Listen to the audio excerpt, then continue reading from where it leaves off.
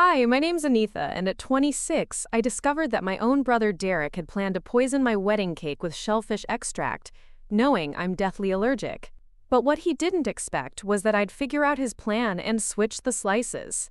When the ambulance arrived, it wasn't for me. It was for his wife Jessica, who ended up in the emergency room instead. Sometimes the universe has its own way of delivering justice, and watching my brother's face as his own scheme backfired was worth every tear I'd shed over the years of his sabotage. Before we jump back in, tell us where you're tuning in from, and if this story touches you, make sure you're subscribed, because tomorrow, I've saved something extra special for you. But this story isn't just about one day. It's about a lifetime of being the target, the scapegoat, the one who was supposed to fail so Derek could shine. Now I wonder, when someone you're supposed to trust tries to destroy your happiest moment, how far would you go to protect yourself? The morning sun streamed through the windows of Sweet Dreams Bakery in downtown Phoenix, casting golden light across the display cases filled with elaborate wedding cakes. I stood there with my fiancé Marcus, his hand warm in mine as we surveyed the three-tiered masterpiece that would centerpiece our reception tomorrow. The cake was everything I'd dreamed of since I was a little girl. Vanilla bean layers with raspberry filling, covered in pristine buttercream roses that looked almost too beautiful to eat. "It's perfect," Marcus whispered, squeezing my hand, "just like you." I leaned into his shoulder, breathing in the familiar scent of his cologne, mixed with the sweet aroma of sugar and vanilla that filled the bakery. After 3 years of dating and an 8-month engagement, tomorrow would finally be our day. Our beginning. Our happily ever after. But even in that moment of pure joy, I couldn't shake the feeling that something was off. Derek had been too quiet lately. Too agreeable about the wedding plans. My older brother, who had spent the last 26 years of my life finding ways to undermine every achievement, every relationship, every moment of happiness I'd ever experienced, had suddenly become the supportive sibling. It felt like waiting for the other shoe to drop. "Are you sure about the delivery time?" I asked Sarah, the bakery owner, for the 3rd time that morning. "The reception doesn't start until 6, but I want to make sure everything's perfect." Sarah smiled patiently, her flour-dusted apron evidence of the early morning she'd already put in. "Don't worry, Anitha, we'll have it there by 4:30, plenty of time for photos and setup. I've been doing this for 15 years, honey. Your cake will be the star of the show." Marcus chuckled, recognizing my perfectionist tendencies. "She's been planning this day since we got engaged. Every detail has been researched, compared, and optimized." "That's because this is the most important day of my life," I said, though even as the words left my mouth, I felt a familiar tightness in my chest. Growing up in Derek's shadow had taught me that any moment of happiness could be snatched away without warning. Any achievement could be minimized. Any success could be undermined. I'd learned to hold my breath during good times, waiting for the inevitable destruction. We left the bakery hand in hand, the Arizona heat already building despite the early hour. Phoenix in September still carried the brutal weight of summer, but I loved this city. I'd moved here after college, putting 300 miles between myself and the family home in Scottsdale where Derek still lived in the guest house, much to our parents' endless enabling. "I need to stop by the venue to double-check the seating arrangements," I told Marcus as we reached his car. "Claire's meeting me there at noon." "More triple-checking?" he teased, but his eyes were warm with understanding. He'd learned over the years that my need for control came from a place of protection, not vanity. "I just want everything to be perfect," I said, the words carrying more weight than they should have. What I really meant was that I wanted everything to be Derek-proof. I wanted one day, just one day, where he couldn't find a way to make me feel small. Marcus pulled me close, his hands framing my face. "It will be perfect because we'll be together." Preparing and narrating this story took us a lot of time, so if you are enjoying it, subscribe to our channel. It means a lot to us. Now, back to the story. Everything else is just details. I wanted to believe him. I wanted to sink into that certainty, that faith that love could conquer all. But Derek had taught me that love wasn't always enough to protect you from the people who were supposed to care about you most. The drive to Sunset Gardens reception hall took us through the heart of Phoenix, past the gleaming downtown skyscrapers and into the foothills where the venue sat like a jewel against the desert landscape. The building was Spanish colonial style, with terracotta tiles and wrought iron details that had made me fall in love with it the moment I saw it. The gardens were immaculate, filled with desert blooms and shaded by ancient mesquite trees. Claire's car was already in the parking lot when we arrived. Her red Honda Civic, a bright splash of color against the neutral desert tones. She'd been my best friend since college, the sister I'd chosen rather than the brother I'd been given. She understood my family dynamics better than anyone, having witnessed Derek's particular brand of psychological warfare firsthand over the years. "The bride arrives?" Claire called out as we walked through the main entrance, her arms spread wide in dramatic welcome. "And the groom, who I'm sure is wondering why we need to check seating arrangements for the 100th time." Marcus laughed, kissing my cheek. "I'll leave you ladies to your perfecting. I need to pick up the groomsmen's boutonnieres anyway." After he left, Claire and I walked through the reception hall, our footsteps echoing in the empty space. Tomorrow night, this room would be filled with 120 guests, string lights twinkling overhead, the scent of gardenias and roses filling the air. Tonight, it was just potential and possibility. "So," Claire said, settling into a chair at what would be the head table, "has Derek said anything about tomorrow?" I'd been dreading this question, though I'd known it would come. Claire had been there for every Derek disaster over the years. The time he'd accidentally revealed my high school boyfriend's cheating to our entire family dinner. The way he'd managed to overshadow my college graduation by announcing his job promotion the same day. The subtle ways he'd undermined every relationship I'd ever had. "He's been quiet," I admitted, straightening already perfect centerpieces. "Too quiet. Mom says he's really trying to be supportive, but you know Derek," Claire finished. "Quiet Derek is scarier than obvious Derek." She was right. When Derek was openly antagonistic, I could prepare for it, defend against it. When he was subtle, supportive, seemingly reformed, that's when he was most dangerous.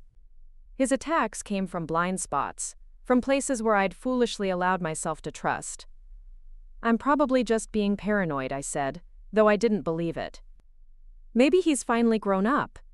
Maybe he actually wants me to be happy."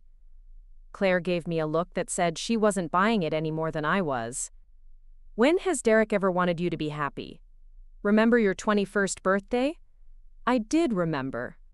Derek had thrown me a surprise party, invited all my friends, seemed genuinely excited to celebrate with me.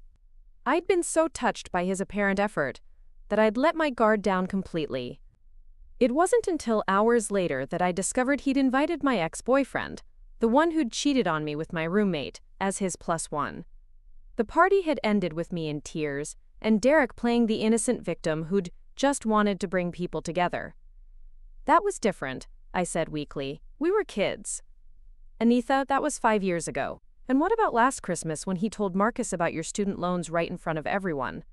Or when he accidentally mentioned to Dad that you'd been seeing a therapist?" Each memory hit like a physical blow. Derek had a gift for finding the exact pressure point that would cause maximum damage while maintaining plausible deniability. He never directly attacked. He leaked information, created uncomfortable situations, planted seeds of doubt that grew into relationship-ending problems. "I've been thinking about this all wrong," I said suddenly, the realization hitting me like a desert lightning bolt. "I've been trying to Derek-proof the wedding, but that's impossible. He's gonna find a way to create drama no matter what I do." Claire nodded grimly. "The question is, what's his angle this time? What does he have to gain by ruining your wedding?" I thought about this as we finished our venue walkthrough. Derek had always been competitive with me, but it was more than that. He seemed to genuinely believe that my happiness somehow diminished his own, that there was a finite amount of parental love and attention to go around. Every achievement of mine felt like a threat to his position as the golden child. "He hates Marcus," I said finally. "He's never said it directly, but I can tell. Marcus sees right through him, doesn't buy into his charm the way everyone else does. And once you're married, Marcus becomes family," Claire added. "Someone with a real voice in defending you." We spent another hour going over details, but my mind kept circling back to Derek. What was he planning? How would he try to sabotage tomorrow? The not knowing was almost worse than whatever he might actually do. My phone buzzed with a text from Mom. Derek wanted to know if he could help with any last-minute wedding preparations. He's really excited to support you, honey. I stared at the message, my stomach twisting. Derek didn't volunteer to help with anything unless it served his purposes. This was the confirmation I'd been dreading. He was definitely planning something. What is it? Claire asked, noticing my expression. I showed her the text. She whistled low. Okay, now I'm officially worried. I need to think about this strategically, I said, my wedding planner brain kicking into high gear. Derek's attacks always follow the same pattern. He identifies something I care about, something that matters to me, and then he finds a way to corrupt it or destroy it while making it look like an accident or misunderstanding. So what do you care about most for tomorrow? The cake, I said without hesitation. I've been planning that cake since I was 12 years old. It's the one thing I've been most excited about, most particular about. Claire's eyes widened. And he knows about your shellfish allergy. The pieces clicked into place with terrifying clarity. Derek had been there when I'd first discovered my allergy at age 16, had watched me go into anaphylactic shock at a family dinner, when I'd unknowingly eaten something contaminated with shellfish extract. He'd seen me rush to the hospital, had witnessed how serious it was. He also knew that I always carried an EpiPen, that I was obsessively careful about ingredients, that even a small amount could kill me. He wouldn't, I whispered, but even as I said it, I knew he would. Derek had never cared about collateral damage when he was focused on hurting me. We need to call the police, Claire said immediately. And tell them what? That I suspect my brother might try to poison me based on a feeling? They'll think I'm having pre-wedding jitters. Then we tell your parents. I almost laughed at the suggestion. Mom and Dad had been enabling Derek's behavior for so long that they'd convinced themselves he was just misunderstood or going through a rough patch. They'd never believe their golden boy was capable of attempted murder, even if I had proof. We handle this ourselves, I said, the plan already forming in my mind. If Derek wants to play games, we'll play games. But we'll play them better. That evening, I sat in my downtown Phoenix apartment, surrounded by wedding preparations and growing certainty about what Derek was planning. The cake was the obvious target. It was important to me. It would be photographed and celebrated, and it would be the perfect vehicle for shellfish extract. All Derek had to do was get access to it before the reception. I pulled out my laptop and began researching. How long would shellfish extract take to cause a reaction? What would be the delivery method? How much would it take to be dangerous? The answers made my blood run cold. Even a small amount could trigger anaphylaxis within minutes of consumption. If Derek was planning what I thought he was planning, he wasn't just trying to ruin my wedding. He was trying to kill me. My phone rang, jerking me out of my dark research. Marcus's name appeared on the screen. Hey, beautiful? His voice was warm and familiar. How's the last-minute planning going? Good, I lied automatically. Just triple-checking everything. Your brother stopped by my office today, Marcus said, and I felt my heart skip. He wanted to talk about tomorrow, said he had some ideas for making the reception special. What kind of ideas? He was pretty vague, but he seemed really excited about it. Said he wanted to surprise you with something that would make the day unforgettable. The irony wasn't lost on me. Derek did want to make the day unforgettable, just not in the way Marcus thought. Did he say anything specific? Just that he'd been working on something special for weeks. He seemed really genuine, Anitha. Maybe he's finally ready to be the brother you've always wanted. I wanted to tell Marcus everything, my suspicions, my fears, the sick certainty that Derek was planning something terrible. But Marcus had never experienced Derek's particular brand of psychological warfare.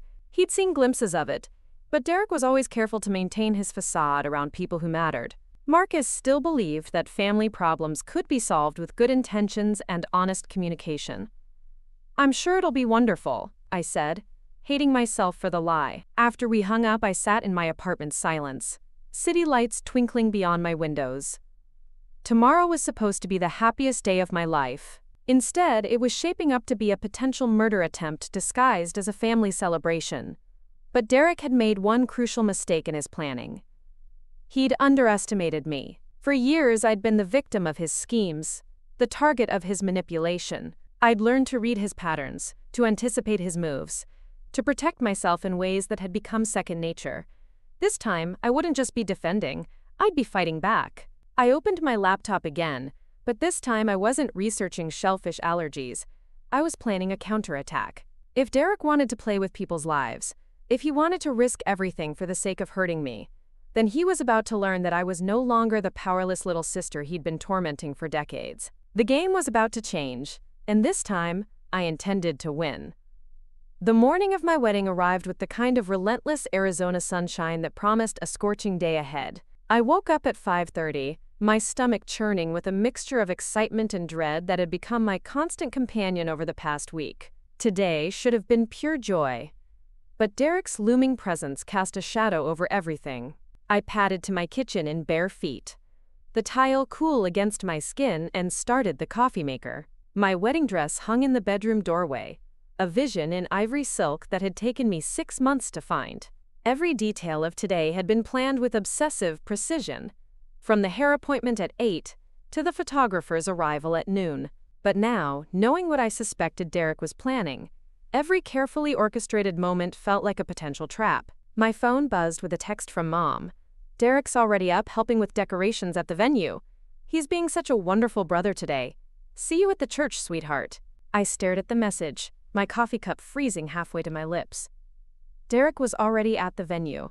Derek, who never volunteered for anything unless it served his purposes, was up before dawn helping with wedding preparations. The sick feeling in my stomach intensified. Another text followed immediately. "He brought the most beautiful surprise for you. Won't tell me what it is, but he's so excited. Your father and I are so proud of how he's stepped up." I set my phone down with shaking hands. Derek was at the venue. Derek had brought a surprise. Derek was alone with my wedding cake and whatever twisted plan he'd been hatching for weeks. Claire arrived at 7, her arms full of coffee and pastries from my favorite bakery. She took one look at my face and immediately set everything down. "What happened?" she asked, her voice sharp with concern. I showed her the texts. She read them twice, her expression growing darker with each word. "We need to get to the venue," she said immediately. "We need to see what he's doing." "I can't," I said, frustrated tears building behind my eyes. "I have hair and makeup in an hour. If I show up at the venue looking paranoid and crazy, it'll just confirm what everyone already thinks about me being jealous of Derek." Claire grabbed my shoulders firmly. "Anitha, listen to me. If Derek is planning what we think he's planning, showing up looking crazy is the least of your problems. You could die today if we don't figure this out." The words hit me like a physical blow. Die. On my wedding day. Because my brother couldn't stand to see me happy. "What if we're wrong?" I whispered. "What if he really is trying to be supportive, and I'm just so damaged from years of his games that I can't recognize genuine effort?" Claire's expression softened slightly. "Then we'll apologize and move on. But if we're right and we do nothing, there's no coming back from that." I knew she was right, but the thought of confronting Derek directly made my skin crawl. He was a master manipulator, capable of turning any confrontation into evidence of my instability. He'd done it before, countless times, making me look like the irrational one while he played the victim. "There has to be another way," I said, my wedding planner brain kicking into overdrive. "Something that doesn't involve a direct confrontation." Claire was quiet for a moment, thinking. Then her eyes lit up. "What if we don't confront him at all? What if we just observe?" "What do you mean?" "I mean, what if I go to the venue early, say I'm there to help with setup, and I just keep an eye on things? Derek doesn't know I suspect anything. I can watch him, see what he's doing, maybe even catch him in the act. It wasn't a perfect plan, but it was better than sitting here helpless while Derek potentially prepared to poison me." I nodded, grabbing my keys. "I'm coming with you," I said. "No, you're not. You have hair and makeup, remember? Besides, if Derek sees you there, he'll know something's up." Let me handle this. Every instinct I had screamed against letting Claire go alone, but she was right. Derek would be on guard if I showed up unexpectedly. He'd been planning this for weeks. He wouldn't be careless enough to reveal his hand if he suspected I was onto him. "Be careful," I said, hugging her tightly. "And call me the second you see anything suspicious." After Claire left, I forced myself to go through the motions of getting ready. Hair appointment at 8, where I sat in the salon chair trying to make small talk while my mind raced with worst-case scenarios. Makeup at 9:30, where I struggled to hold still as the artist applied foundation over my pale, stressed skin. "You look a little tense, honey," the makeup artist said gently. "Pre-wedding nerves?" "Something like that," I managed. My phone buzzed constantly with wedding day messages. Congratulations from college friends, excited texts from relatives, last-minute coordination with vendors.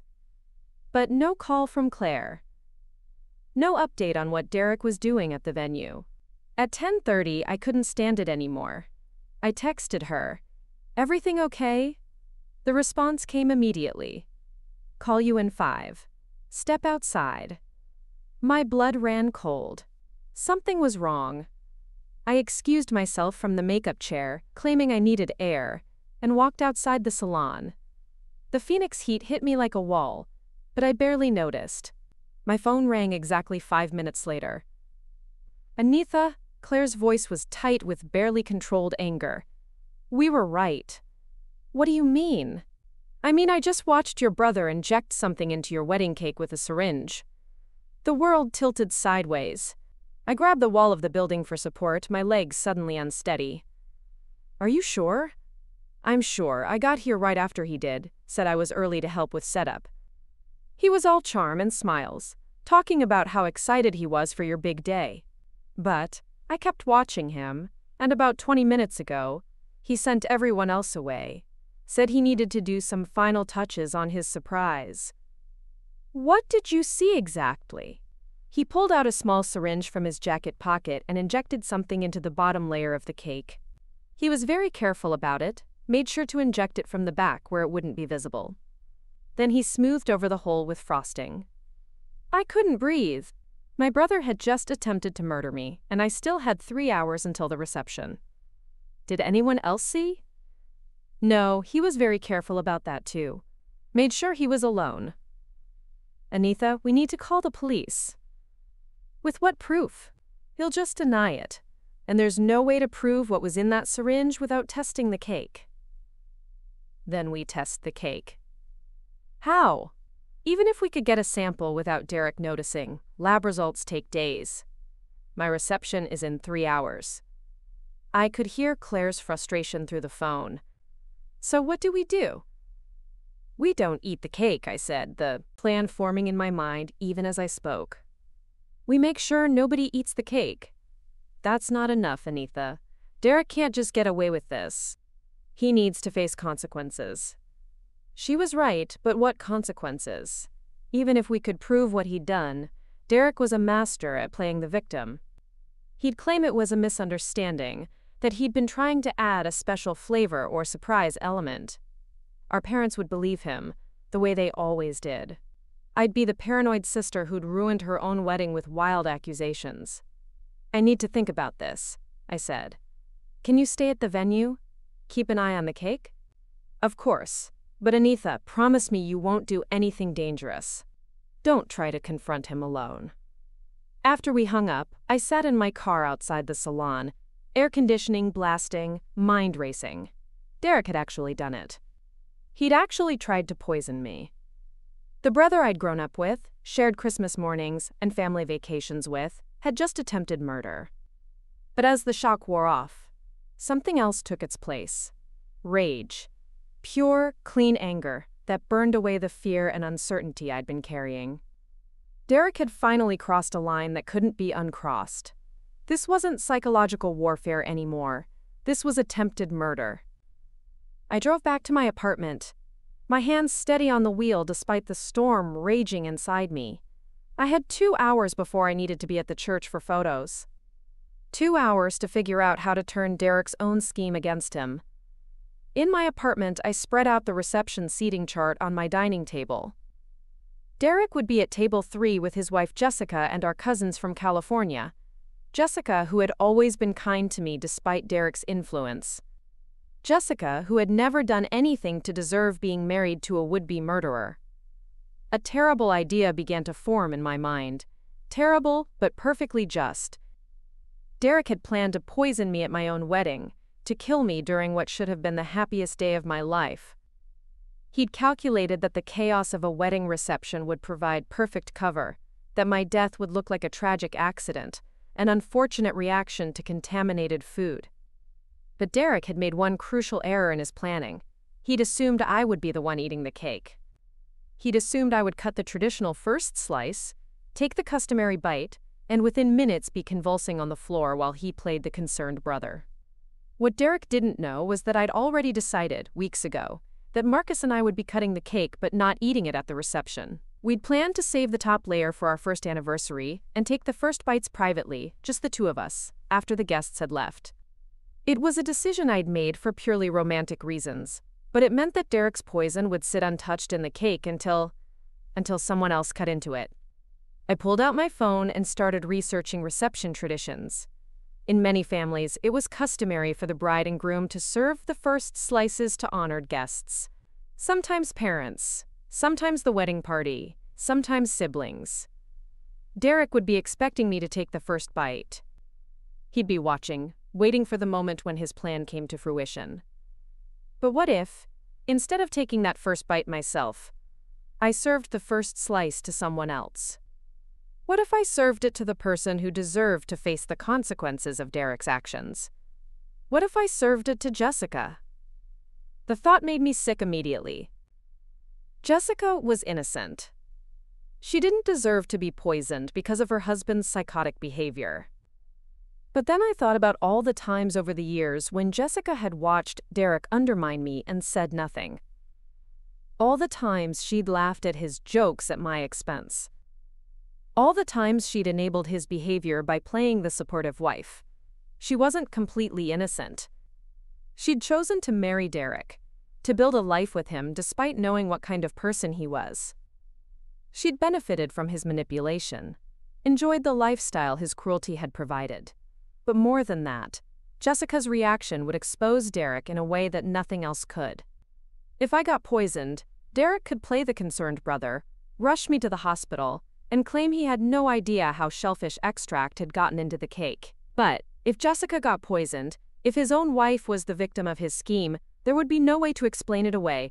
I spent the next hour researching shellfish allergies, confirming what I already knew. Jessica wasn't allergic to shellfish. She'd eaten it plenty of times at family dinners. The worst that would happen to her was some nausea and discomfort, nothing life-threatening. She'd be sick, but she'd be alive. Unlike what Derek had planned for me. My phone rang. Marcus.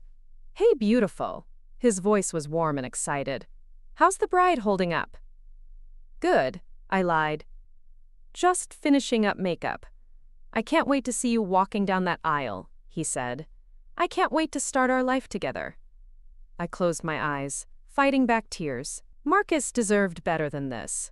He deserved a wife who wasn't planning to poison her sister-in-law at their wedding reception. He deserved a family that wasn't trying to kill each other. I love you, I said, meaning it more than I'd ever meant anything. I love you too. See you at the altar. After we hung up, I sat in my apartment's silence, the weight of what I was planning settling over me. This was wrong. Using Jessica as a pawn in my war with Derek was wrong. But letting Derek get away with attempted murder was worse. I thought about all the years of Derek's psychological torture, the way he'd systematically undermined every relationship, every achievement, every moment of happiness I'd ever experienced. I thought about the times I'd begged our parents to see what he was doing, only to be told I was being dramatic or oversensitive. I thought about the syringe in Derek's pocket, the calculating way he'd injected poison into my wedding cake, the smile on his face as he'd planned my death. Derek had made his choice. Now I was making mine. I picked up my phone and called the reception venue. Sunset Gardens, this is Maria speaking. Hi, this is Anitha Rodriguez. I'm the bride for tonight's reception. I wanted to make a small change to the cake cutting ceremony. Of course. What can I help you with? I'd like to serve the first slice to my sister-in-law, Jessica. She's been so supportive throughout the engagement, and I want to honor her with that special moment. That's so sweet. I'll make sure to let the photographer know so they can capture it. Perfect. And Maria, could you make sure that Jessica gets the slice from the bottom layer? I know it's a little unusual, but that layer has special significance. Absolutely. I'll make a note of it. After I hung up, I sat very still, letting the magnitude of what I'd just done sink in. I'd just arranged for Jessica to eat the poisoned cake that Derek had intended for me. I'd just turned his own weapon against him. But I wasn't done yet. If I was going to do this, I was going to do it right. I was going to make sure that when Jessica got sick, when the ambulance arrived, when the police started asking questions, all the evidence would point directly back to Derek. I opened my laptop and began typing an email to my personal account, time-stamped and detailed. I documented everything. Claire's observation of Derek injecting something into the cake, my suspicions about his motives, my decision to change the cake-cutting ceremony. I scheduled the email to send automatically at 8 p.m., right when the reception would be in full swing. Then I opened a new document and began typing a second account, this one addressed to the police. I detailed Derek's history of harassment, his knowledge of my shellfish allergy, his suspicious behavior leading up to the wedding. I saved it with a timestamp, ready to send if needed. Finally, I called Claire. "How's everything at the venue?" I asked. Tense. Derek's been hovering around the cake all morning, making sure nobody touches it. He keeps saying he wants his surprise to be perfect. Good. I need you to do something for me. What? I need you to document everything. Take photos of Derek near the cake, record any conversations you can. But be subtle about it. Why? What are you planning? I'm planning to make sure Derek faces consequences for what he's done. But I need evidence. Claire was quiet for a moment. This sounds dangerous, Anitha. What aren't you telling me? I'm telling you everything you need to know. Just trust me and keep documenting. I hung up before she could ask more questions. The less Claire knew about my specific plan, the better. She could honestly claim ignorance if things went sideways. Looking at my reflection in the bathroom mirror, I barely recognized the woman staring back at me. My makeup was perfect, my hair was styled exactly as I dreamed, but my eyes held a hardness that hadn't been there that morning. Derek had created this version of me, this woman, capable of calculated revenge. He'd pushed me to this point, with years of cruelty and manipulation. Now he was going to live with the consequences. I gathered my things and headed for the door. I had a wedding to get to, and a brother to destroy. The church was already filling with guests when I arrived for photos. The photographer, a cheerful woman named Carmen, directed me through pose after pose with my bridesmaids. Claire was there, her smile bright and natural for the cameras, but I could see the tension in her eyes. "The bride looks absolutely radiant," Carmen said, adjusting my veil. "You're glowing, honey." If only she knew what I was glowing with. Not happiness, but the cold fire of revenge about to be served. My parents arrived shortly after, Mom immediately bursting into tears at the sight of me in my dress. Dad, more reserved but clearly emotional, kissed my cheek and whispered that he was proud of me. "Your brother is so excited for tonight," Mom said, dabbing at her eyes with a tissue. "He's been working so hard on his surprise for you. I think you're going to be amazed." "I'm sure I will be," I said, and meant it. Derek arrived with Jessica as we were finishing the bridal party photos. He was dressed in a sharp charcoal suit, his hair perfectly styled, his smile brilliant and warm. He looked like the perfect brother, the supportive family member, the man everyone thought he was. "Anitha," he said, opening his arms for a hug, "you look absolutely stunning." I let him embrace me, feeling the solid warmth of his body against mine, wondering how someone who looked so normal could be capable of such calculated evil. His hands were steady, his breathing calm. He showed no signs of guilt or nervousness about what he'd done. "Thank you," I said, pulling back to look at him. "Mom says you have a surprise for me." His eyes lit up with what looked like genuine excitement. "I do, something I've been working on for weeks. I think it's going to make tonight very memorable." "I can't wait," I said, and watched his smile widen. Jessica stepped forward, looking beautiful in her navy blue dress. "You look like a princess," she said, hugging me carefully to avoid wrinkling my dress. Derek's been so secretive about his surprise. He won't even tell me what it is. "Well, you'll find out soon enough," Derek said, his arms sliding around Jessica's waist. "We all will." The casual way he touched her, the easy affection in his gesture, made my stomach turn. He was planning to use his own wife as collateral damage in his war against me, and he felt no remorse about it whatsoever. The ceremony itself passed in a blur of traditional vows and exchanged rings. Marcus looked impossibly handsome in his tuxedo, his eyes shining with love and excitement, as we promised to love and cherish each other in sickness and in health. The irony wasn't lost on me. As we walked back down the aisle as husband and wife, I caught Derek's eye in the crowd. He was beaming, applauding enthusiastically, every inch the proud brother. But I could see something else in his expression, an anticipation that had nothing to do with celebrating my happiness. He was waiting for the reception, waiting for the moment when his plan would unfold. He had no idea that I was waiting for the exact same thing. The cocktail hour at Sunset Gardens was in full swing when Marcus and I arrived from our photo session. The desert sunset painted the sky in shades of orange and pink, casting a golden glow over the reception area, where our guests mingled with drinks and appetizers. String lights twinkled overhead, and the sound of laughter and conversation filled the warm evening air. I should have been floating on cloud 9, basking in the joy of my wedding day. Instead, I moved through the crowd like an actress playing a role, smiling and accepting congratulations while my mind raced with the deadly game that was about to unfold. Derek was already working the room, champagne flute in hand, charming relatives and old family friends with his effortless charisma. I watched him from across the patio, noting how he kept glancing toward the reception hall where I knew my poisoned wedding cake sat waiting. His performance was flawless, the doting brother, excited to celebrate his sister's happiness. "You seem distracted," Marcus said quietly, his hand finding mine. "Everything okay?" I forced my brightest smile. "Just trying to take it all in. It's so beautiful." He squeezed my hand gently. "You did an amazing job planning this. Every detail is perfect." Perfect. If only he knew how perfect everything was about to become. Just not in the way anyone expected. Claire appeared at my elbow, her smile bright for any watching eyes but her voice low with concern. "We need to talk. Privately." I excused myself from Marcus, claiming I needed to touch up my lipstick, and followed Claire into the bridal suite inside the main building. The room was elegant and private, decorated with cream-colored furniture and soft lighting that should have been romantic, but felt more like a war room.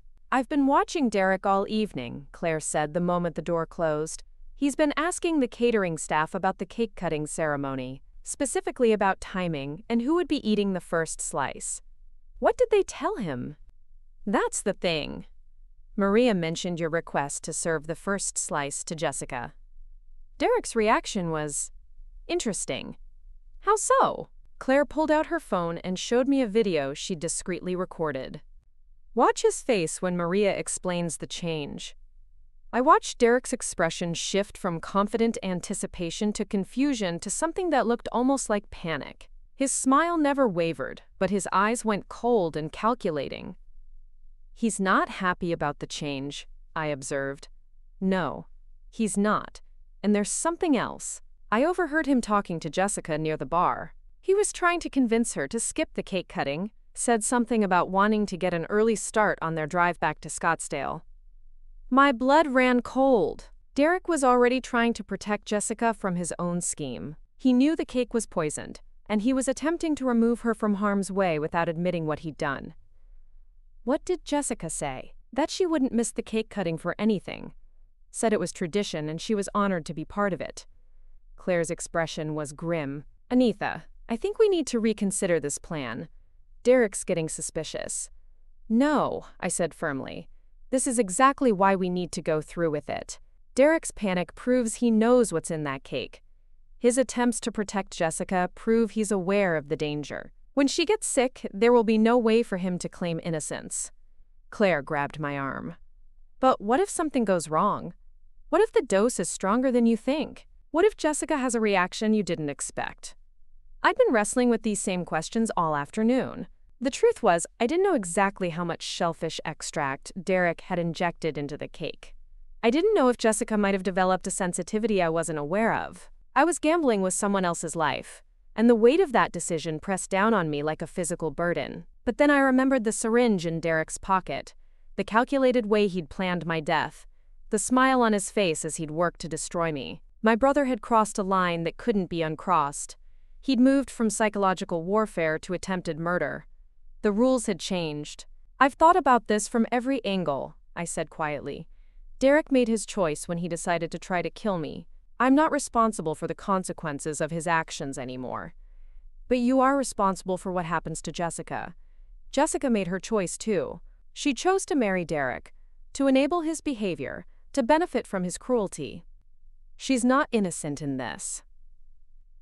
Claire stared at me, and I could see the exact moment when she realized how far I'd traveled from the woman she'd known. The scared, victimized sister who'd spent years cowering from Derek's attacks was gone. In her place was someone harder, someone capable of calculated revenge. I barely recognize you, she whispered. Derek created this version of me, I said. He can live with the consequences. A knock on the door interrupted us. Mrs. Rodriguez? It was Maria from the catering staff. We're ready to start serving dinner whenever you are. We'll be right there, I called back. I checked my appearance in the mirror one last time, smoothing my dress and adjusting my veil. The woman looking back at me was radiant, glowing with happiness, the picture of a perfect bride. No one would ever suspect what was really going through her mind. Are you absolutely certain about this? Claire asked as we prepared to leave the room. I'm certain, I said, and meant it. The reception hall had been transformed into something magical while we were gone. The round tables were draped in ivory linens and decorated with centerpieces of white roses and eucalyptus. Candles flickered in glass votives, and the overhead lights had been dimmed to create an intimate atmosphere. Our guests were already seated, chatting and laughing as servers moved gracefully between tables with salads and wine. But my attention was immediately drawn to the cake table, set up in a place of honor near the head table. My three-tiered masterpiece sat under a spotlight, its buttercream roses and delicate piping work looking almost too beautiful to eat. Derek had positioned himself at a nearby table where he could maintain a clear view of the cake, his eyes tracking every server who passed near it.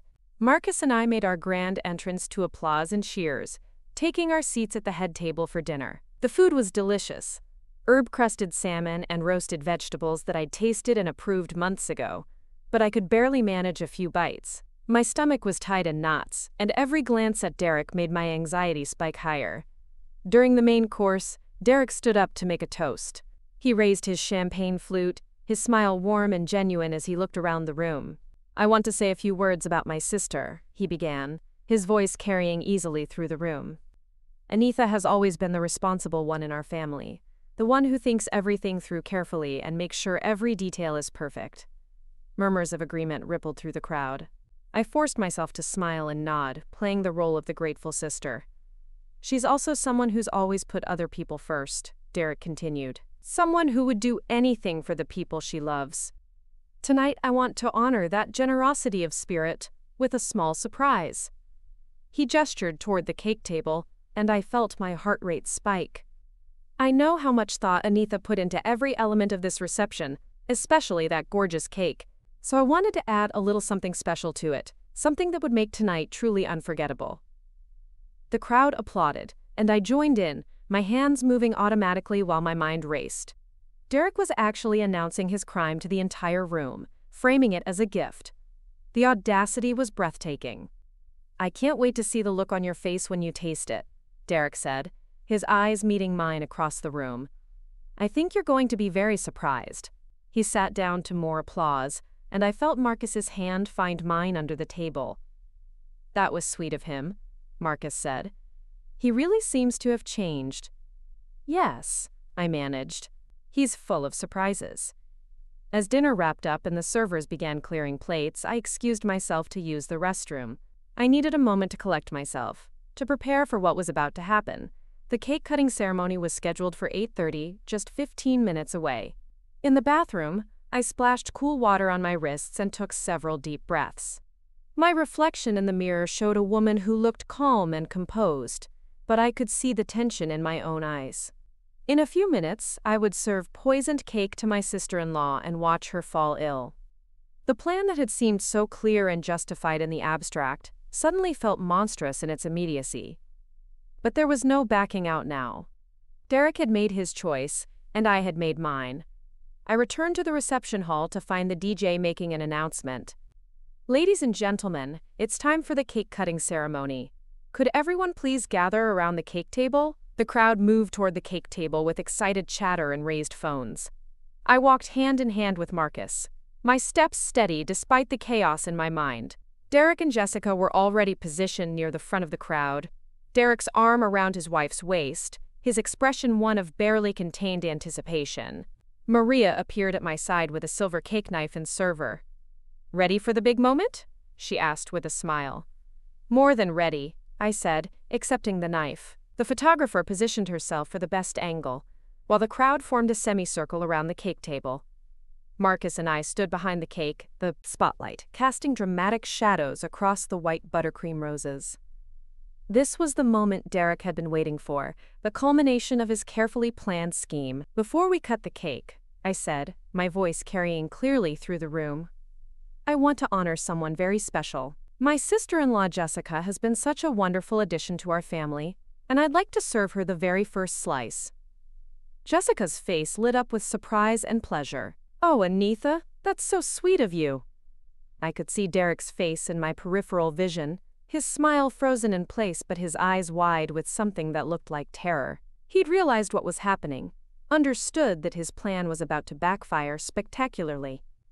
"Actually," Derek said quickly, stepping forward, "Jessica has been feeling a little under the weather today. Maybe we should—" "I feel fine," Jessica interrupted, shooting her husband a confused look. "I'd be honored to have the first slice." The crowd murmured approvingly, and several people commented on what a sweet gesture it was. Derek's face had gone pale, but he couldn't object further without raising suspicions. I positioned the knife at the base of the bottom tier, exactly where I knew Derek had injected his poison. The cake was dense and rich, the layers visible through the small window I created with the first cut. Everything looked normal, beautiful even. "This is the special layer," I said, meeting Derek's eyes deliberately. "The one with the surprise." I cut a generous slice from the bottom tier, making sure to include the section where Derek had made his injection. The cake released its vanilla and raspberry aroma as I transferred it to a delicate china plate. It looked innocent, celebratory like any other piece of wedding cake. "For you, Jessica," I said, presenting her with the plate and a fork. "The first taste of the night." Jessica beamed, clearly moved by the gesture. "This is such an honor. Thank you so much." She took the fork and cut a small bite, the silver tines sliding easily through the moist cake. The crowd watched expectantly as she lifted the fork to her lips. Derek stood frozen beside her, his face a mask of barely controlled panic. "Wait," Derek started to say, but Jessica had already taken the bite. She said, chewing thoughtfully. "This is absolutely delicious. What's that flavor? There's something unique about it." "It's Derek's surprise," I said, my voice steady. "He added something special to make the cake unforgettable." Jessica smiled and took another bite, larger this time. "Whatever it is, it's amazing." "Derek, you didn't tell me you were such a baker."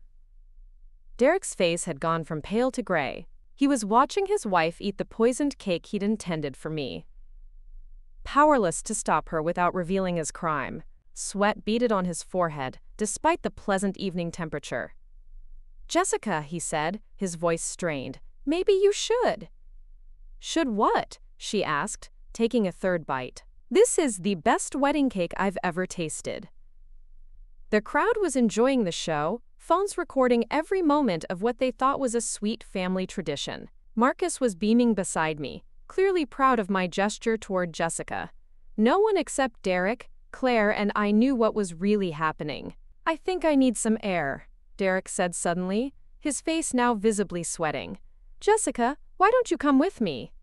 In a minute, Jessica said, taking another bite. I want to finish this amazing cake first.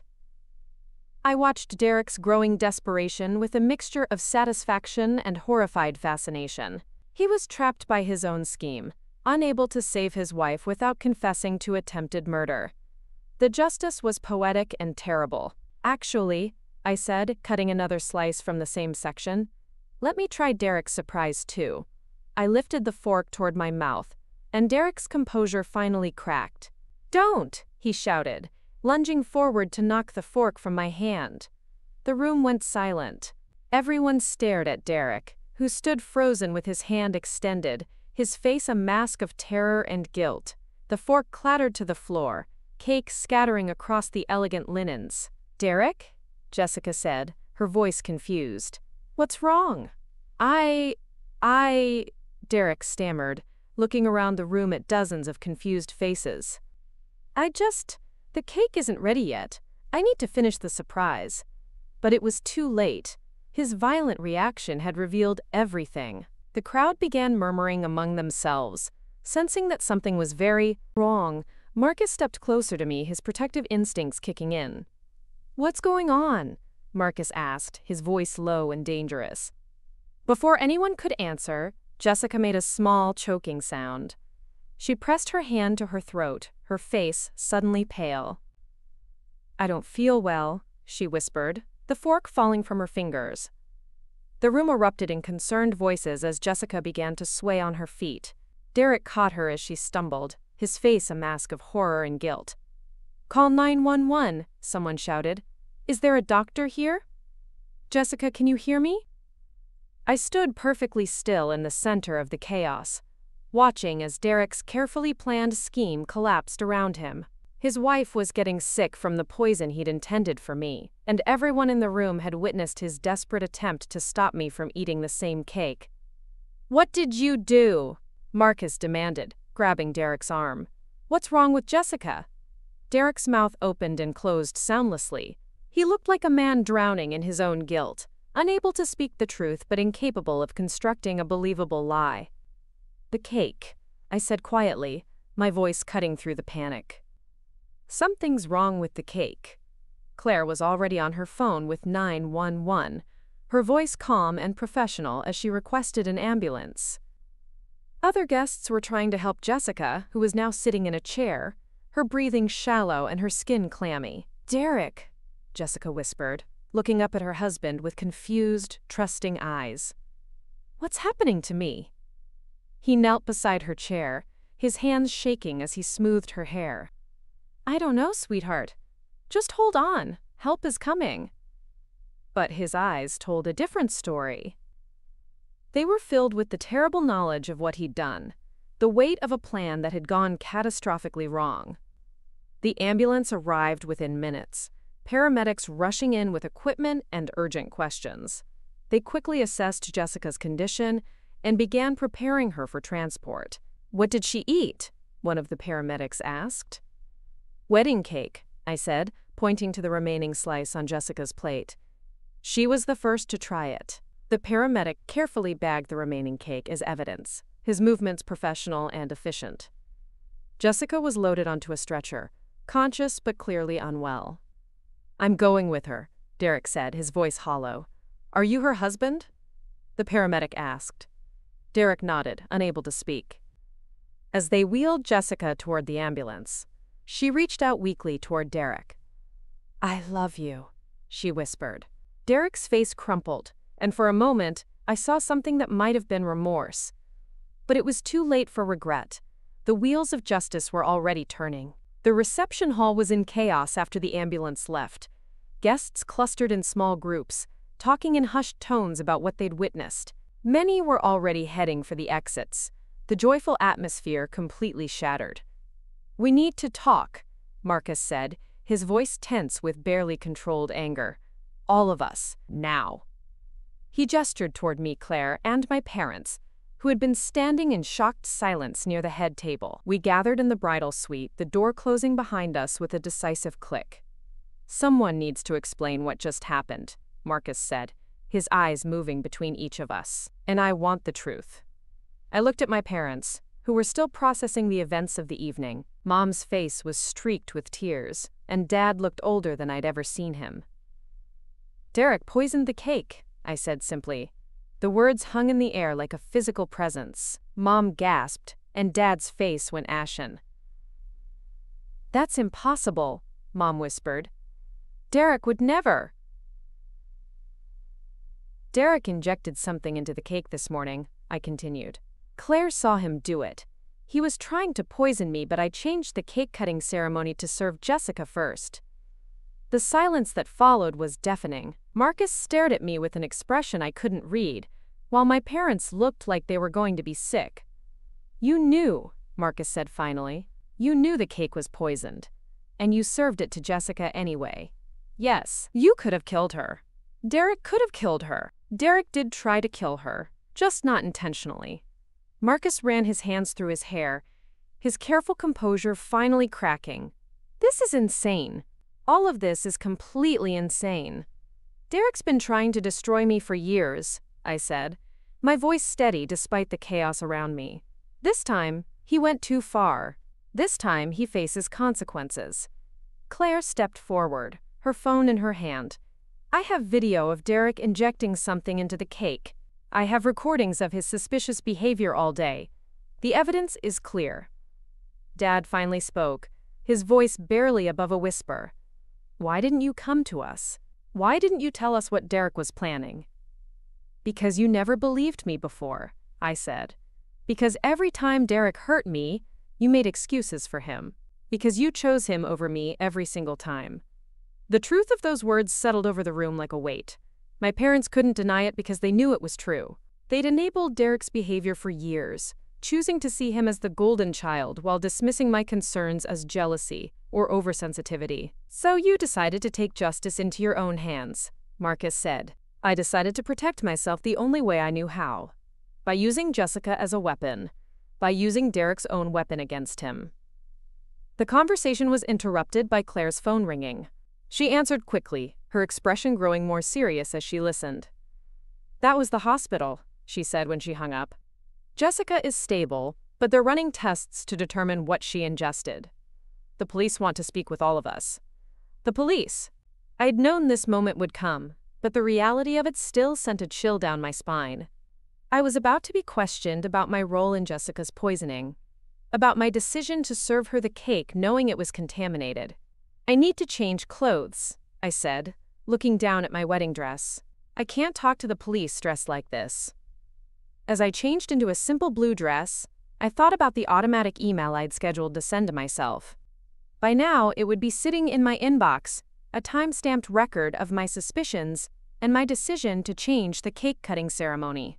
It would serve as evidence of my foresight and planning, proof that I'd documented everything in advance. The police were waiting in the reception hall when we returned, their presence a stark contrast to the romantic atmosphere that had been so carefully constructed. Detective Sarah Chen, a middle-aged woman with kind eyes and a no-nonsense manner, introduced herself and began taking statements. "Mrs. Rodriguez," she said, "I understand you were the one who served the cake to Mrs. Peterson?" "Yes. I wanted to honor her as my sister-in-law." "And you had no knowledge that the cake might be contaminated?" "I had suspicions," I said carefully. "My friend Claire observed Derek acting strangely around the cake this morning. I was concerned enough to document my observations. I showed her the email on my phone, the timestamp clearly visible." Detective Chen read it carefully, her expression growing more serious. "You suspected your brother might try to poison you, but you didn't report it to the police?" "I had no proof, only suspicions. I didn't think anyone would believe me." "So you decided to test your theory by serving the cake to someone else?" The question hung in the air like an accusation. I could feel Marcus's eyes on me, along with everyone else in the room. This was the moment of truth, the moment when I had to own my decision completely. "I changed the cake-cutting ceremony because I was afraid," I said. "I thought if Derek was planning something, having Jessica go first might expose whatever he'd done. I didn't know for certain that the cake was poisoned." It was a careful answer, technically true, but not the whole truth. I had known the cake was poisoned, and I had deliberately served it to Jessica. But admitting that would make me an accessory to attempted murder. Detective Chen made notes in her pad, her expression unreadable. We'll need to examine the cake and run tests to determine what was added to it. We'll also need to speak with Mr. Peterson about his activities this morning. Derek's at the hospital with Jessica, I said. We'll speak with him there. As the detective prepared to leave, she turned back to me. Mrs. Rodriguez, I want to be clear about something. If we determine that you knowingly served contaminated food to Mrs. Peterson, you could face serious charges. I'd recommend you consult with an attorney. After the police left, the remaining guests began to disperse. The reception that should have been the happiest night of my life had become a crime scene. Servers were cleaning up abandoned plates and glasses while photographers packed away their equipment, the fairy tale ending abruptly. Marcus and I drove home in silence, the weight of everything that had happened pressing down on us like a physical force. In the space of a few hours, I'd gone from bride to potential criminal, and my new husband was struggling to process the woman he'd married. I need to ask you something, Marcus said as we sat in our apartment, still in our wedding clothes. And I need you to be completely honest with me. Okay. Did you know for certain that the cake was poisoned when you served it to Jessica? I looked at the man I'd promised to love and honor, the man who deserved honesty above all else. The truth would change everything between us, but he deserved to know who he'd married. Yes, I said quietly. I knew. Marcus closed his eyes, his face a mask of pain and disappointment. So you deliberately poisoned your sister-in-law. I deliberately turned Derek's weapon against him. I stopped him from committing murder. By committing assault. By protecting myself the only way I knew how. We sat in silence for a long time, the weight of my confession settling between us. I'd saved my own life by risking someone else's, and the moral complexity of that choice was something I'd have to live with forever. But Derek's reign of terror was over. His attempt to destroy me had finally exposed him for what he really was, and this time, there would be consequences he couldn't charm his way out of. The game was far from over, but for the first time in my life, I was winning. The Phoenix General Medical Center emergency room was a sterile maze of fluorescent lights and antiseptic smells when I arrived at 11 p.m. Marcus had driven me there after we'd spent hours talking in our apartment, trying to process the wreckage of our wedding day. I'd changed into jeans and a simple t-shirt, the fairy tale princess replaced by someone who looked like she belonged in a police procedural. Detective Chen had called an hour earlier, asking me to come to the hospital to answer additional questions. The tests on Jessica were complete, and they'd found exactly what I'd expected them to find. Now came the reckoning I'd been preparing for all day. I found Derek in the family waiting area, slumped in a plastic chair with his head in his hands. His expensive suit was wrinkled and stained, his perfect hair disheveled. He looked up when I approached, and I saw something in his eyes I'd never seen before. Genuine fear. How is she? I asked, taking a seat across from him. Stable, he said, his voice hoarse. They pumped her stomach and gave her medication to counteract the reaction. He couldn't even say the word poison. Even now, facing the consequences of his actions, Derek was still trying to minimize what he'd done. The doctors say she'll make a full recovery, he continued. No permanent damage. That's good, I said, and meant it. Despite everything, I hadn't wanted Jessica to suffer long-term consequences for her husband's crimes. Derek studied my face, searching for something. You knew, didn't you? You knew what was in the cake. I suspected. But you served it to her anyway. I met his gaze steadily. You put it in the cake, Derek. You're the one who poisoned her. I never meant for Jessica to get hurt. His voice cracked on the words. You were trying to kill me, I said quietly. Let's not pretend otherwise. Derek's face crumpled, and for a moment, he looked like the little boy I'd grown up with instead of the man who'd spent decades trying to destroy me. I wasn't thinking clearly. I was so angry, so jealous, watching you get everything you wanted while you what, Derek? While you lived rent-free in Mom and Dad's guest house? While you coasted through life on charm and manipulation? While you made my existence a living hell for your own entertainment? It wasn't like that. It was exactly like that. You've been trying to destroy me since we were children, and today you finally went too far. Detective Chen appeared before Derek could respond, her expression grave as she approached our corner of the waiting room. Mrs. Rodriguez, Mr. Peterson, thank you for coming in. She sat down across from us, opening a folder filled with documents and photographs. The lab results are back.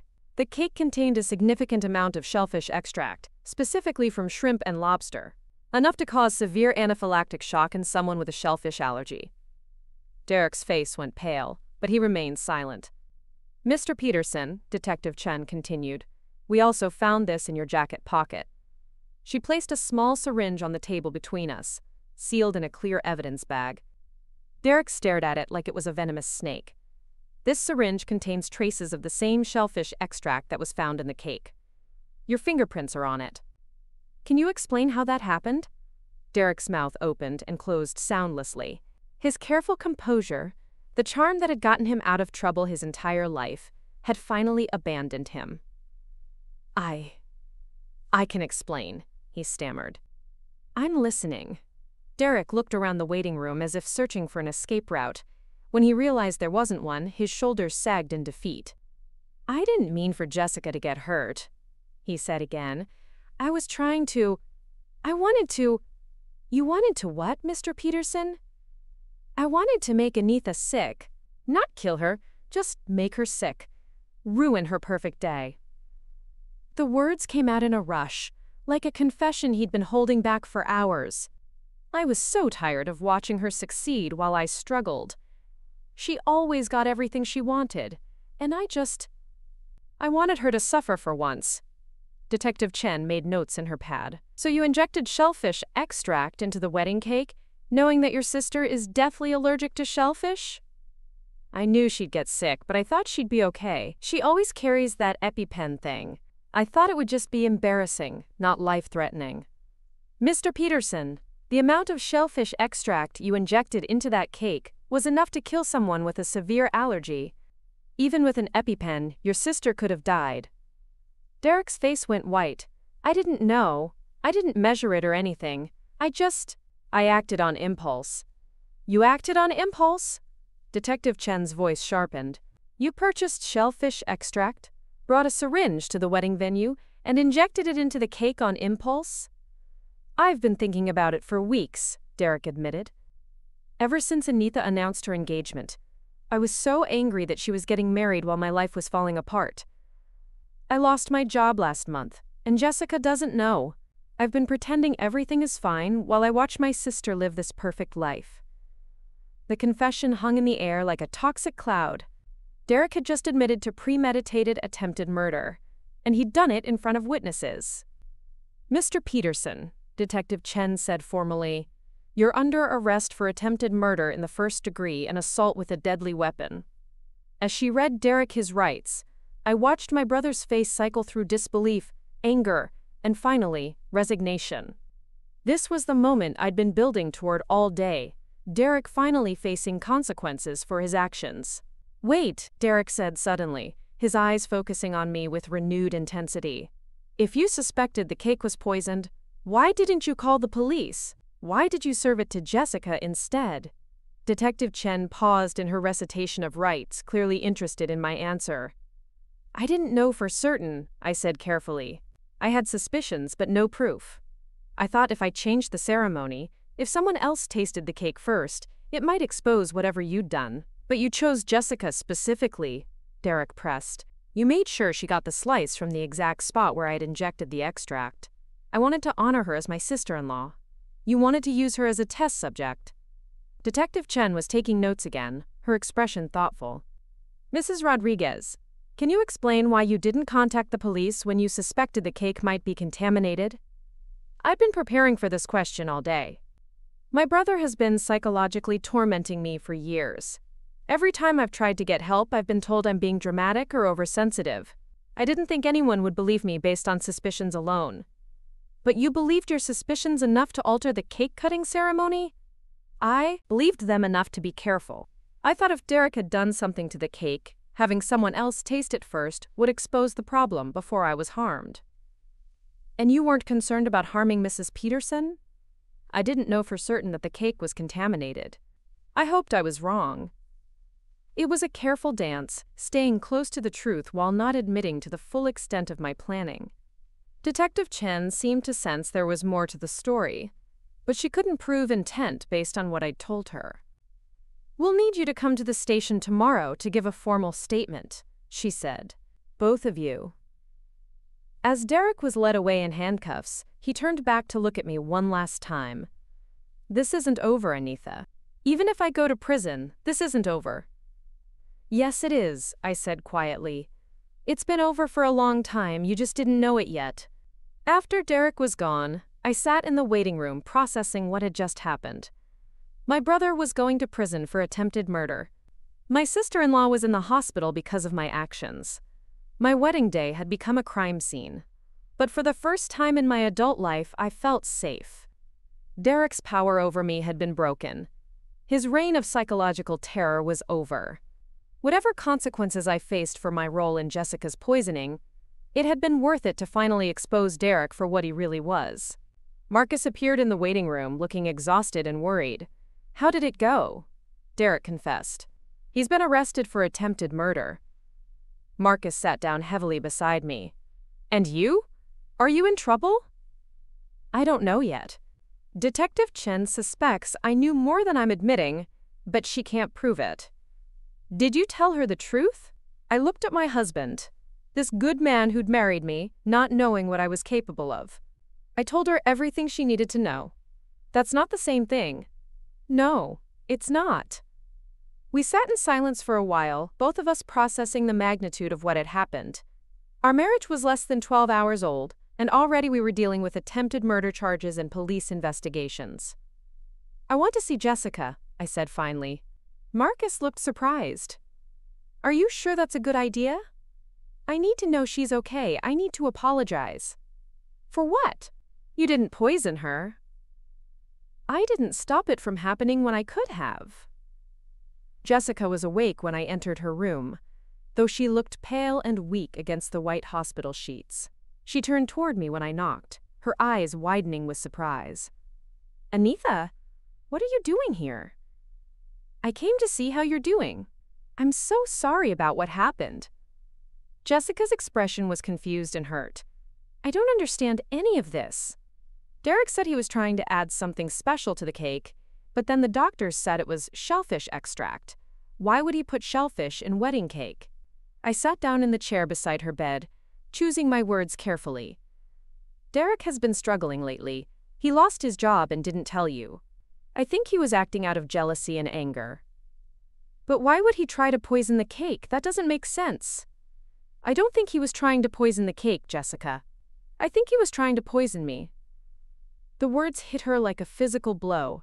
She stared at me in shock, her face cycling through disbelief, understanding, and finally, horror. "He was trying to kill you?"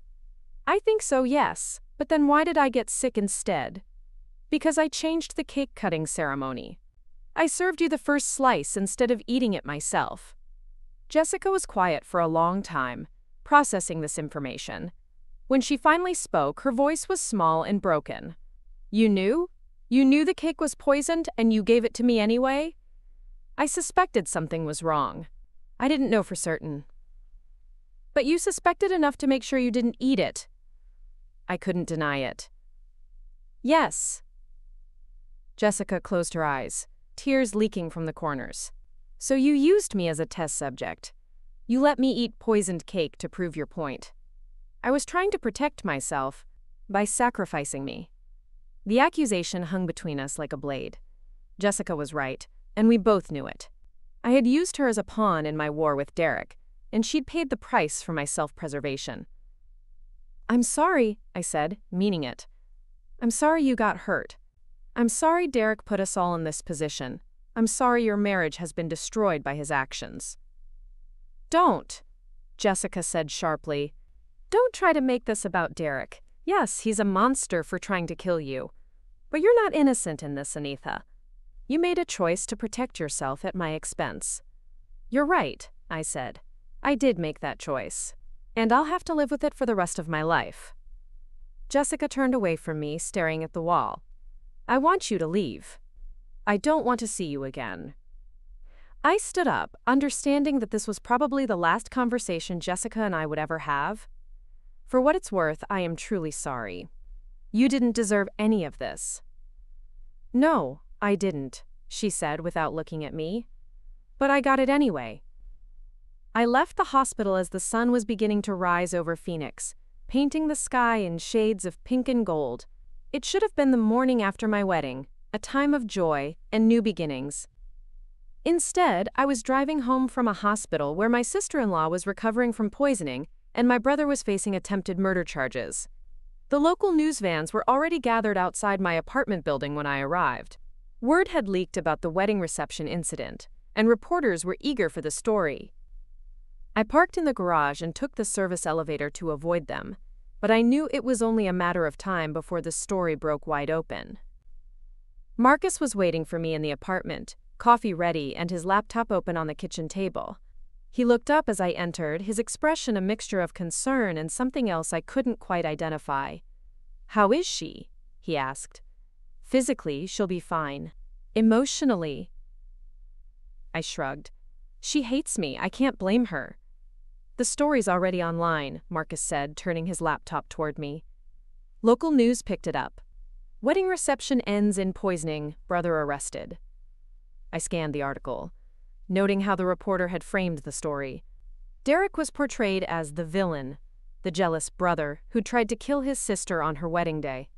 I was presented as the innocent victim who'd narrowly escaped death. Jessica was described as the unfortunate bystander who'd been caught in the crossfire. "They don't know the whole story," I said. "Do you want them to?" I considered this. The media narrative was favorable to me, painting me as the victim rather than the calculated woman who'd orchestrated her sister-in-law's poisoning. If the truth came out, if people learned that I'd deliberately served Jessica the poisoned cake, the story would change dramatically. "No," I said finally. "I don't think I do." "So you're going to let people think you're the innocent victim?" "I am the victim, Marcus. Derek tried to kill me. The fact that I figured out his plan and turned it against him doesn't make me the villain. Doesn't it?" The question hung in the air between us. Marcus was looking at me like he was seeing me for the first time, trying to reconcile the woman he'd married with the woman capable of such calculated revenge. "I did what I had to do to survive," I said. "I used the only weapon I had. You used Jessica as a weapon. I used Derek's own plan as a weapon. Jessica was collateral damage. That's a pretty clinical way to describe someone you put in the hospital." I poured myself coffee, my hands steady despite the turmoil inside me. Derek created this situation. He made the choices that led to Jessica getting hurt. I just refused to be his victim. By creating a different victim, by protecting myself. Marcus closed his laptop and leaned back in his chair. "I keep trying to understand how we got here. Yesterday morning we were getting married. Tonight, your brother is in jail, your sister-in-law is in the hospital, and my wife is a person I'm not sure I recognize. I'm the same person I've always been." "No, you're not. The woman I married wouldn't be capable of what you did last night. The woman you married wouldn't have survived what Derek was planning." We stared at each other across the kitchen table, the weight of everything unsaid pressing down on us. Marcus had married someone he thought he knew. Someone kind and gentle and incapable of calculated cruelty. The reality of who I really was, what I was capable of when pushed to the breaking point, was challenging everything he believed about our relationship. "I need some time," he said finally. "I need to process all of this." "I understand." "Do you? Do you understand that our marriage might not survive this? That I might not be able to live with someone who's capable of what you did?" The fadzia question hit me like a physical blow. I'd been so focused on defeating Derek that I hadn't fully considered the cost to my relationship with Marcus. In saving myself from my brother's attempt to destroy me, I might have destroyed my marriage instead. "I hope you can," I said quietly. "But I understand if you can't." Marcus stood up, grabbing his keys from the counter. I'm going to stay at my brother's place for a few days. I need space to think. Okay. He paused at the door, turning back to look at me. I love you, Anitha, but I'm not sure I can love what you've become. After he left, I sat alone in the apartment we'd shared for less than a day as a married couple. The silence was deafening, broken only by the distant sound of traffic and the occasional shout from the reporters still gathered outside. I thought about Derek, sitting in a jail cell, finally facing consequences for his actions. I thought about Jessica, alone in a hospital bed, betrayed by both her husband and her sister-in-law. I thought about Marcus, struggling to reconcile the woman he'd married with the woman capable of calculated revenge. And I thought about myself, sitting in an apartment that suddenly felt too big and too quiet, wondering if the price of defeating Derek had been everything else I cared about. My phone buzzed with a text from Claire. Saw the news, are you okay? I stared at the message for a long time before responding. I'm alive, Derek's in jail, mission accomplished. What about Marcus? Collateral damage. It was a cruel response, but it felt honest. In my war with Derek, everyone had become collateral damage. Jessica, Marcus, even myself. The woman who'd woken up yesterday morning as a bride was gone, replaced by someone harder, someone capable of sacrificing others for her own survival. But I was alive.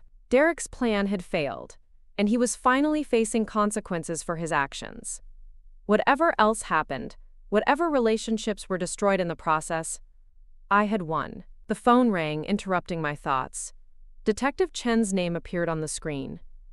Mrs. Rodriguez, we need to talk. Can you come to the station? What's this about? We've been going through your brother's phone records and internet history. There are some things we need to discuss. I'll be there in an hour. I hung up, wondering what else Derek had done, what other evidence the police had uncovered.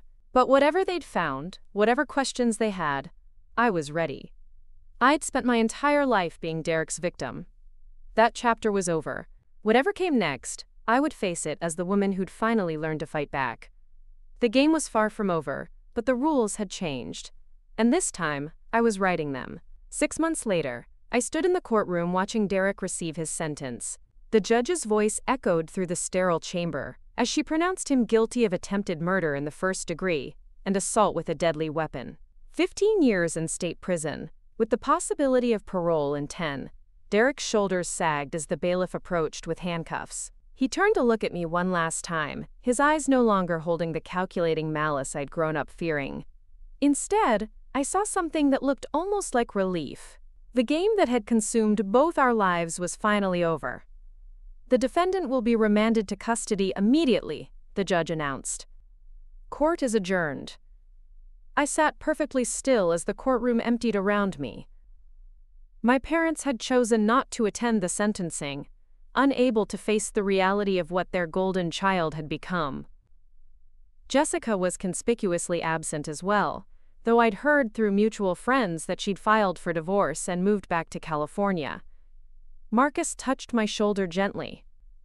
Are you okay? I looked at my husband, surprised by the concern in his voice. We'd been working through everything in couples therapy for months, slowly rebuilding trust and understanding. Some days were better than others, but we were trying. I think so, I said. It's strange. I thought I'd feel more satisfied. Revenge rarely feels as good as we imagine it will. Dr. Sarah Martinez, our therapist, had said something similar during one of our sessions. She'd helped me understand that my actions at the wedding, while protecting me from Derek's attempt on my life, had also been driven by decades of accumulated rage and helplessness. I'd finally found a way to turn the tables on my tormentor, but the victory came at a cost I was still calculating. We walked out of the courthouse together, Phoenix's relentless sun beating down on the concrete steps. The media attention had died down months ago, the story of the poisoned wedding cake becoming just another sensational headline that people had forgotten. Claire's waiting for us at the restaurant, Marcus said, checking his phone. She wants to hear how it went. Claire had been my anchor through everything, the one person who understood both my actions and my motivations without judgment.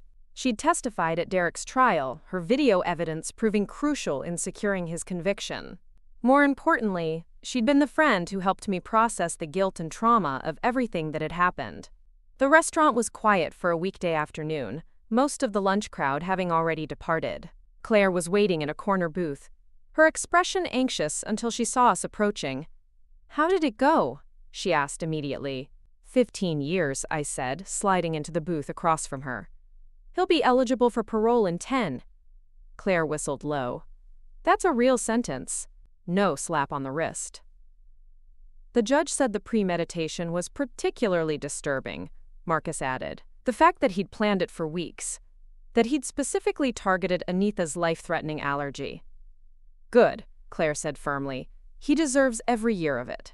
We ordered drinks and sat in comfortable silence for a moment. The three of us had been through something extraordinary together. Something that had changed all of us in different ways. "I have news," I said finally, "about the job offer." Both Claire and Marcus looked up with interest. I'd been interviewing for a position with a victim advocacy organization, using my experience to help others who'd been trapped in cycles of abuse and manipulation. "I got it," I said.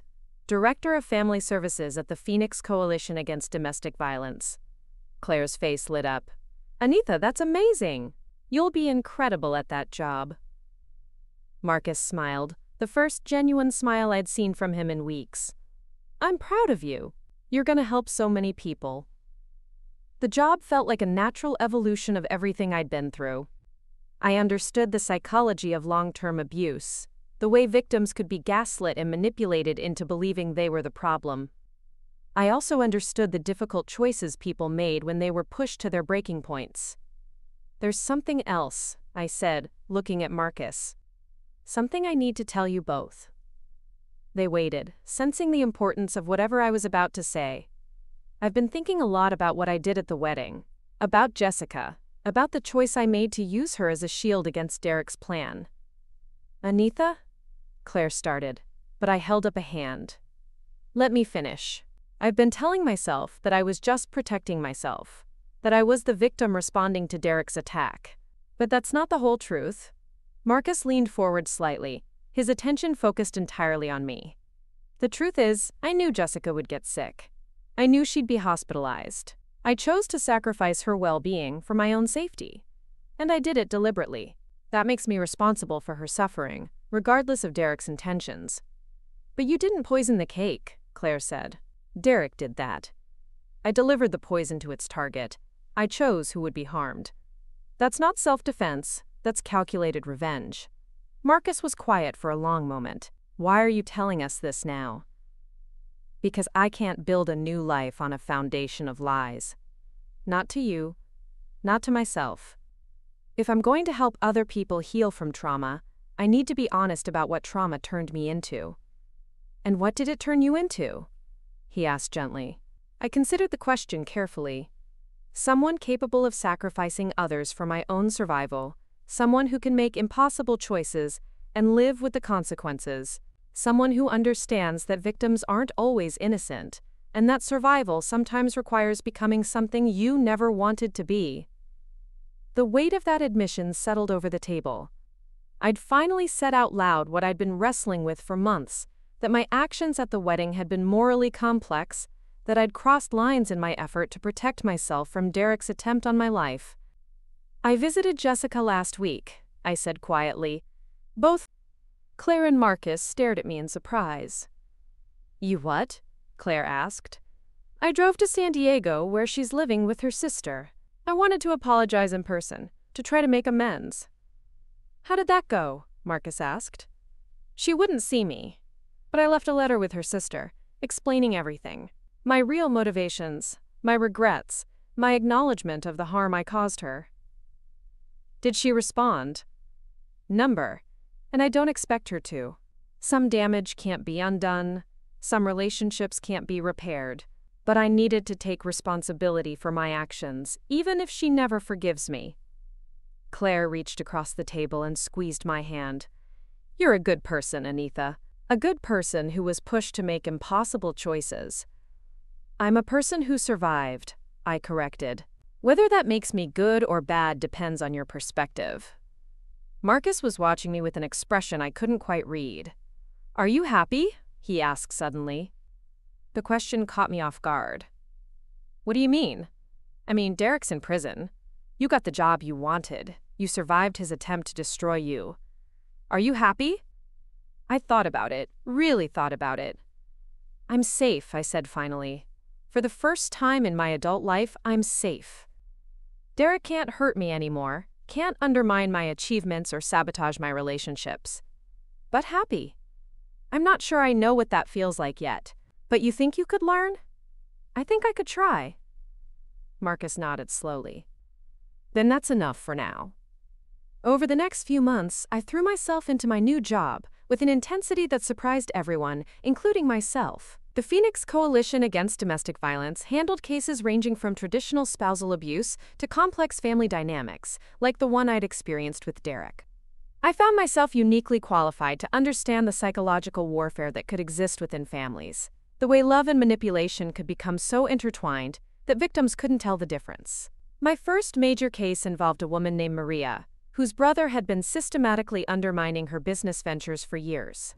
He'd spread rumors to potential clients, sabotaged her equipment, and even filed false complaints with licensing boards. The pattern was so similar to Derek's behavior that I felt like I was looking into a mirror. I don't understand why he wants to destroy me, Maria said during our first meeting. We're family. Shouldn't he want me to succeed? Some people see their family member's success as a threat to their own identity, I explained. They need someone to be failing so they can feel successful by comparison. But what can I do? I can't cut him out of my life completely. My parents would never forgive me. It was a question I'd been asking myself for years. How do you protect yourself from someone who's supposed to love you? How do you maintain family relationships when one member of the family is actively working to destroy you? You have to stop expecting him to change, I said. Stop hoping he'll become the brother you want him to be. Accept that he's showing you who he really is, and make decisions based on that reality. Maria looked at me with eyes that reflected years of pain and confusion. It's that simple? It's that hard, I corrected. Accepting that someone you love doesn't have your best interests at heart is one of the most difficult things a person can do. Through my work with the coalition, I began to understand that my experience with Derek, while extreme, wasn't unique. Family dysfunction, sibling rivalry, and psychological manipulation were far more common than I'd realized. The difference was that most people didn't have the opportunity or the desperation to turn their abuser's weapon against them the way I had. One evening, about a year after Derek's sentencing, I was working late at the office when my phone rang. The caller ID showed a number I didn't recognize. Phoenix Coalition, this is Anitha. Is this Anitha Rodriguez? The voice was female, hesitant. Yes, who's calling? My name is Jennifer Peterson. I'm Derek's. I was Derek's wife. My blood ran cold.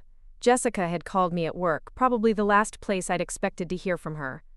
Jessica, I said quietly. How are you? I'm okay. I'm calling because I read about your work with the coalition. I saw an article about the program you started for family abuse survivors.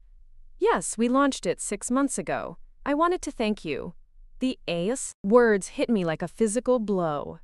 Thank me? After everything I'd done to her? Jessica, Let me finish, she said. I was angry with you for a long time, furious actually. What you did to me was unforgivable. I know, I'm sorry. But over the past year, I've been in therapy, trying to understand what happened to all of us. And I've realized something important. I waited, hardly breathing. Derek didn't just try to kill you that day, he was willing to kill me too. He was willing to let me die to achieve his goal of hurting you. That's not the action of someone who loves me. No, I agreed quietly. It's not. I've been thinking about our marriage, about all the times Derek manipulated situations to his advantage. All the times he undermined other people to make himself look better. I was so focused on being angry with you that I almost missed the bigger picture. Which is that Derek was never capable of love. Not for you, not for me, not for anyone. He was only capable of using people. I closed my eyes, feeling the weight of her words. I'm sorry you had to learn that the hard way. We all did, but the difference is, You fought back. You refused to be his victim. And even though your methods were extreme, you exposed him for what he really was. That doesn't justify what I did to you. No, it doesn't.